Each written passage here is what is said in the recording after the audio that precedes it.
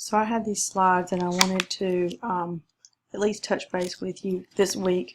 My Adobe Connect has been acting strange, and so I can't seem to make the sound work. So I thought I would at least record some information for you. And this is all about the age of exploration and the age of discovery and those kinds of things. And what I think we talk about today so much is that we talk about globalization, that as though this was something new. And in fact, we lose perspective of that because globalization, we've been a globalized society for thousands of years. People have been trading for thousands of years.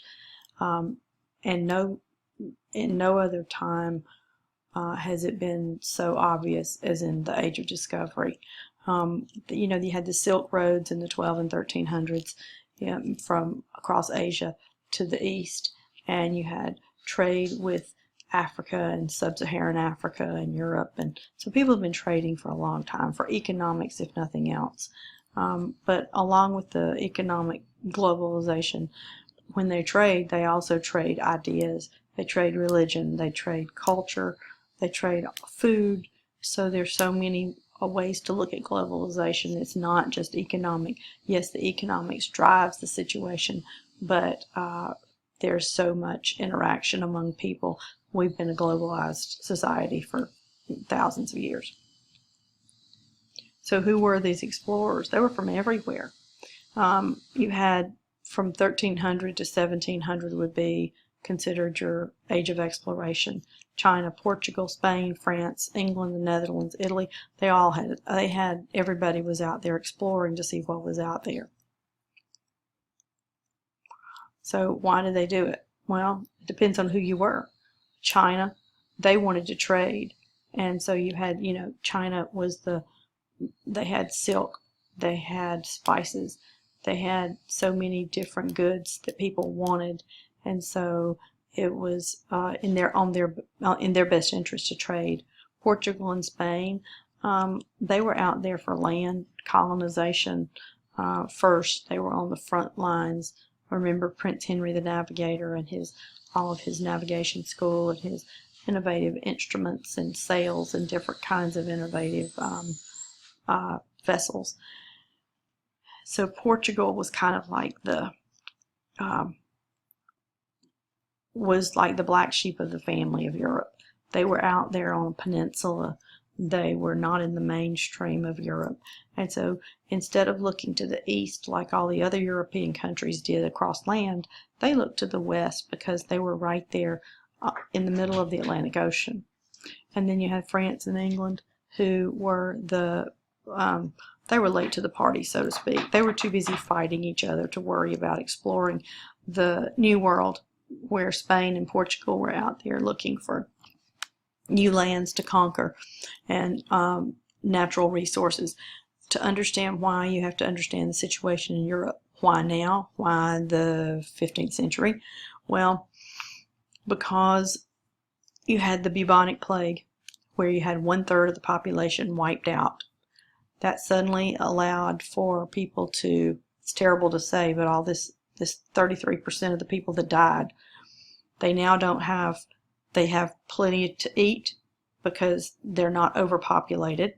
They have the Renaissance occurs as a result of this increasing leisure time. People can become artisans because they're not just they're not subsistence farming. They have leisure time to learn to do other things, to learn to be a better basket maker, to be a better soap maker, to be a better carpenter. Whatever your trade was, you could do better if you weren't trying to make a living, trying to just survive. So you had some leisure time there. As a result, people were able to then start into pursuing the arts, music, literature, those kinds of things, which is where you get the rise of the Renaissance. So now that you've got more people living better lives, they're living longer because the foods from the New World, brought by the Columbian Exchange in 1492 and a little bit later, those foods, those plants, don't use the same nutrients as the sapped land in all of the different vegetables and things that the people had been growing in England had sapped the nutrients from their land, so they didn't. It didn't yield that much food. So these new items, squashes, potatoes, those kinds of things, those tomatoes, maize, all use different nutrients that were not sapped from the land in England and in Europe, and so suddenly the food supply is much better. Well, if you have more food, you are, and a different variety, you are healthier. And so you have healthier people, they're living longer, they're spread out, so they're not so densely packed. If you're densely packed in an area, your sanitation becomes an issue, your disease rate is much worse. So if people are spread out, contagious diseases don't have such a time, they don't have so much chance of spreading. So, long story short, population again becomes an issue in Europe, and so people need to spread out some more. So that's where you have, for a variety of reasons, you have colonization of the American colonies in North America. So the Chinese were the first explorers, really. The next group was Spain and Portugal, and then you had France and England that were really behind, and they were late to the party, so to speak. So you have three degrees of good way to remember this. What were these people looking for? God, gold, glory. They were looking to convert people because that was the way to salvation for your own soul. They were looking for money, for gold, silver, anything that would make them rich. And they were looking for glory. They wanted fame. They wanted to be the ones in charge. They wanted to own the most land.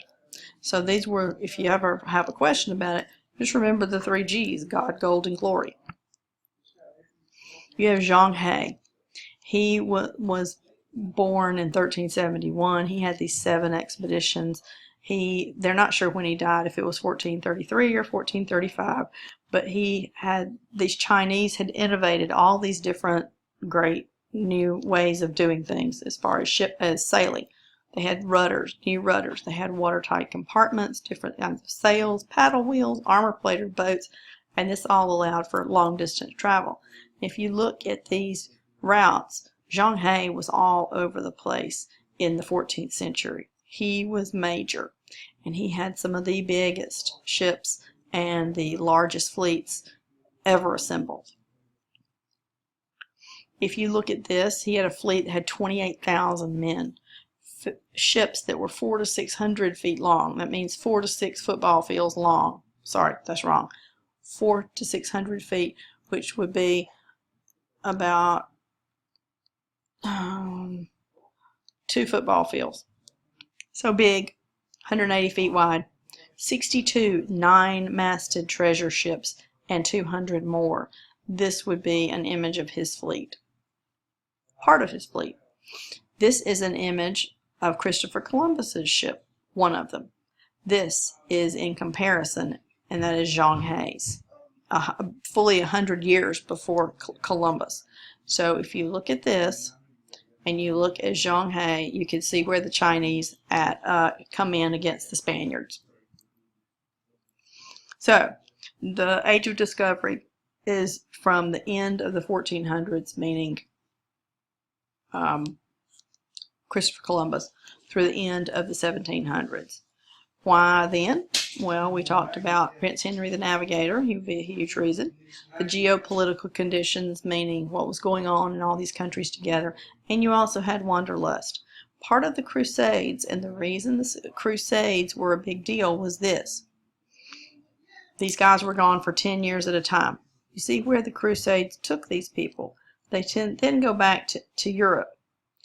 They've all taken all of these stories home about all the amazing things that are in the Byzantine Empire, all the things that are in Western Asia, those kinds of things. So now they get wanderlust. They also had the Silk Road. Well, this is an image of the Silk Roads, and it's not just one road, it's multiple roads. but it's multiple paths. But they call it the Silk Road. Well, what had happened was you had the Mongols here. Here's Europe, and here's China, and then you have the Silk Roads, and you have the Mongols living here. Well, as tensions built between the Mongols and everybody else, the Muslims would block the Silk Road, and so trading became much more difficult. So that sends the Europeans to the idea that we need to go around. We need to go around these people, and we need to find a water route. First of all, it will be cheaper and faster, because if we have to go across the Mongol Desert, the Gobi Desert, and all of this, it takes us a long time. It's very taxing to do this. There are lots of middlemen, and every time there's a middleman, a price, a tax, or a fee gets added to it for that middleman. So the goods that are coming from here end up being very, very expensive by the time they get here. Well, if we can go by water and get around water down here, then we can do it faster, and we can do it without all these middlemen, lowering our prices, increasing our profit, and getting rid of these guys. So this is the reason behind finding a water route.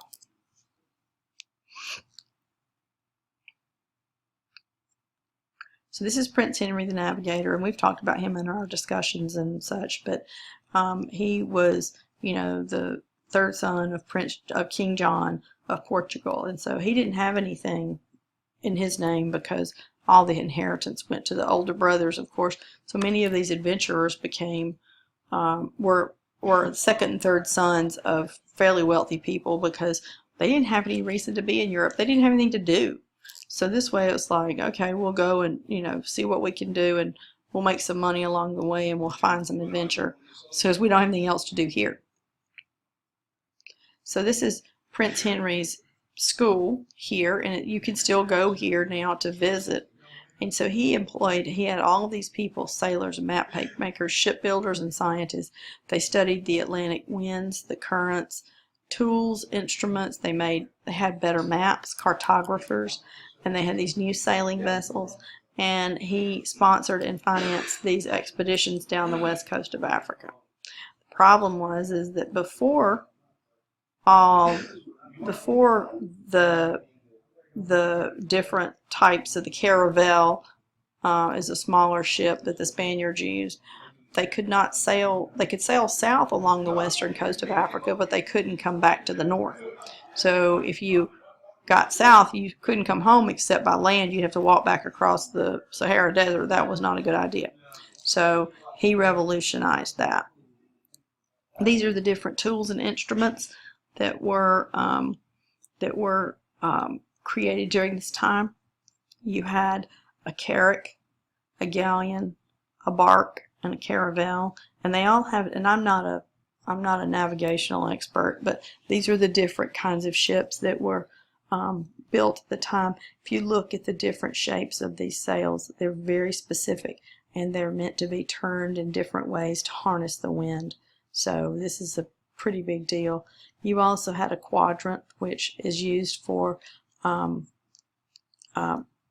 mapping or determining your location, as well as a backstaff, using the moon as a way to determine your location. Bartolomeu Dias was a Portuguese man, and he was the first mariner who went around the tip of Africa. He opened the sea route to Asia.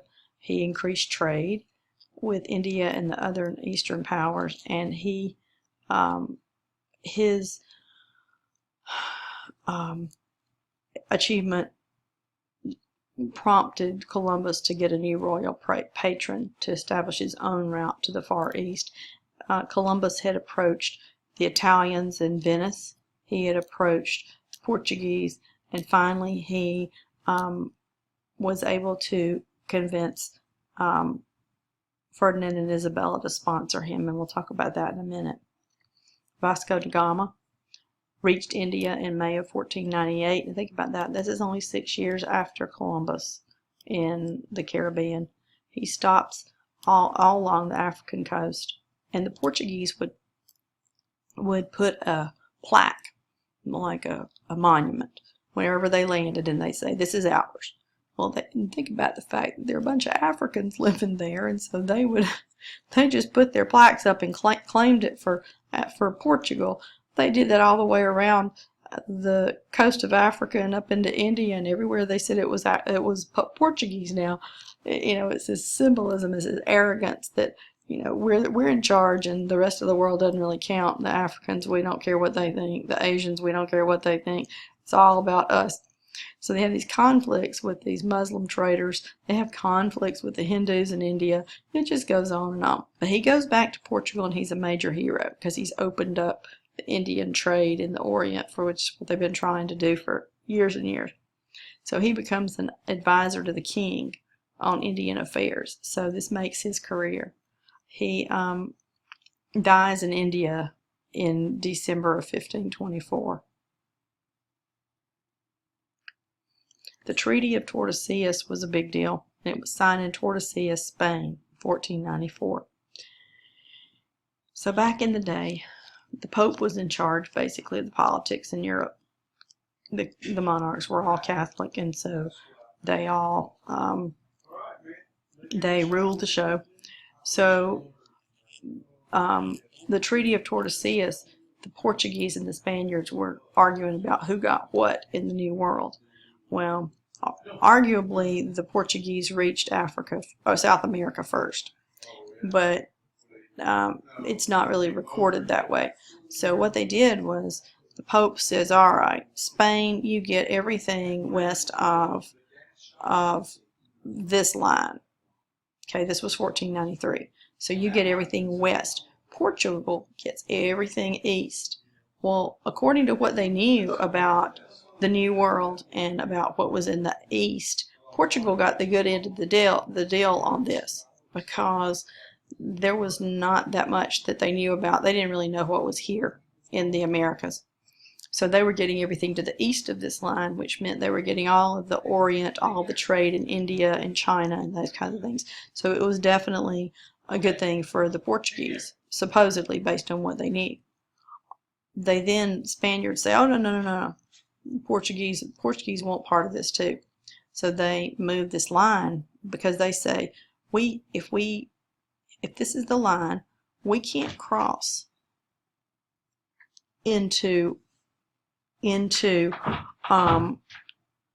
we can't even sail around the tip of Africa without crossing this line into Spain's territory.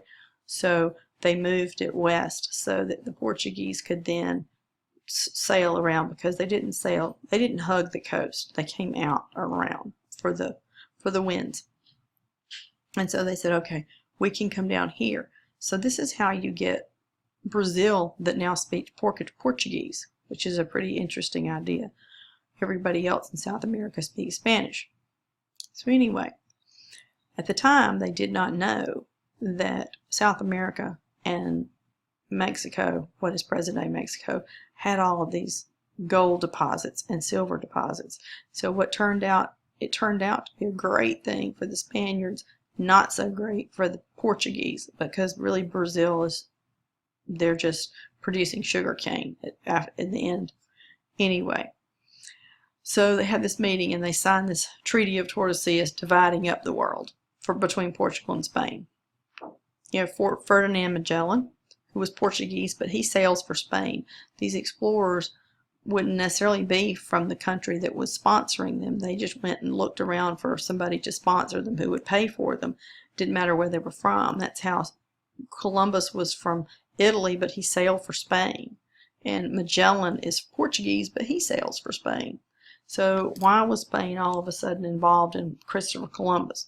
Well, Ferdinand and Isabella had just tossed out the Moors from southern Spain after 800 years of Moorish rule, and so they were excited. Well, now that they're not fighting the Moors, they have money to spend and they want to look westward. So that's why they were willing to fund Columbus at that time. So Magellan has the first expedition to the East Indies. He turns out to be the first man to navigate the earth, to circumnavigate the earth. And so he technically didn't get all the way because he's killed in the Philippines in 1521, but his expedition gets back to Spain the following year. So he gets credit. You have from Spain, Spain obviously is very much into exploration at this point. You have Balboa, Pizarro, Cortez. Pizarro, remember, he conquers the Incas. Cortez, he conquers the Aztecs. De Soto, he explores the American South. And then Francisco de Coronado, and he is in the West. He's exploring the American West. Christopher Columbus, he has 4 voyages to the New World. He had originally sailed to Africa as a young man. He was on ships there. He was rejected for sponsorship by Portugal, Genoa, and Venice before Ferdinand and Isabella took him on. Hernan Cortez, he takes 200 men and 11 ships to Mexico, and he conquers the Aztec Empire. Francisco Pizarro, he had sailed with Balboa. These guys had a lot of experience. He sailed with Balboa to the South Sea, meaning the Pacific. 1528, he got his commission from Charles V. He conquers Peru. He executes the Inca chief Atahualpa. He founds Lima in Peru, and then he is assassinated by the son of his second lieutenant. He is pretty sketch, and so he has his second in command assassinated. Well, the man who was assassinated, his son, has Pizarro assassinated, so it's kind of a violent deal. In France, you have Jacques Cartier and Samuel de Champlain, and they are sailing for France, and they are working in Canada. Cartier goes to the St. Lawrence and Great Lakes region, and he takes these indigenous people. He basically kidnaps them and takes them and these minerals back to France. He thinks that he has found gold in Canada. In fact, they were just minerals. They were not gold. And so he stays for 50 plus years in France. Samuel de Champlain, he was a diplomat, a cartographer, an explorer. He established New France, and the city of Quebec. He governs New France for many years, and he maps the Atlantic coast and the Great Lakes region. Lake Champlain in upstate New York is named for him. England, you have Sir Walter Raleigh. This is Sir Walter. He sails for England. Sir Francis Drake. Christopher Newport is the captain for the ships that land at Jamestown. He's an underrepresented. He's not that famous, but should be. James Cook, and then Henry Hudson at times. Henry sailed for England at times, and he sails for France at times. Walter Raleigh, he was a soldier, an explorer, and a writer. He's the guy that worked on the lost colony of Roanoke. He was looking for El Dorado. While he ticked off the Queen a great deal, and so she puts him at the Tower of London. The difference is with his story, he gets to move his wife, his kids, has all his furniture moved into the Tower of London, where he writes History of the World. And then later, she lets him out. He ticks her off again, and finally she executes him in 1618. But he lived in the Tower of London with his wife and his family. It's crazy. It's like jail, but he's living in the Tower of London. This is also where the Tower of London is where Anne Boleyn was. All of Henry VIII's prisoners were kept in the Tower of London, and you can go visit there. It's amazing to go and see where these people were held. Sir Francis Drake, first Englishman to circumnavigate the globe. He was a privateer, meaning he was a legal pirate for Queen Elizabeth I. He was a navigator. He fought against the Spanish Armada. He was mayor of Plymouth, England, and he was a member of the House of Commons. So he was famous. Christopher Newport, he was the admiral of Virginia. He founded Jamestown. He sailed for the Dutch East India Company as well. The Dutch East India Company is what is now, it was in Indonesia. Henry Hudson, he had 4 voyages. He was looking for a route to the Orient just like the rest. He discovers Nova Scotia, Greenland, the Chesapeake Bay, explores the Hudson Bay, the Hudson River, obviously named after him. He dies of exposure when his soldiers commit mutiny, and they set him adrift on a boat in the North Atlantic, and he dies of exposure. So what do we need to take from all of this? Obviously, there were a variety of reasons that people were exploring, and there was a lot of travel going on. So we have to remember that even though we think of them as being fairly primitive and not well versed in the world, these guys for their time were very, very worldly, and they knew a lot about the outside world going on. So there's that.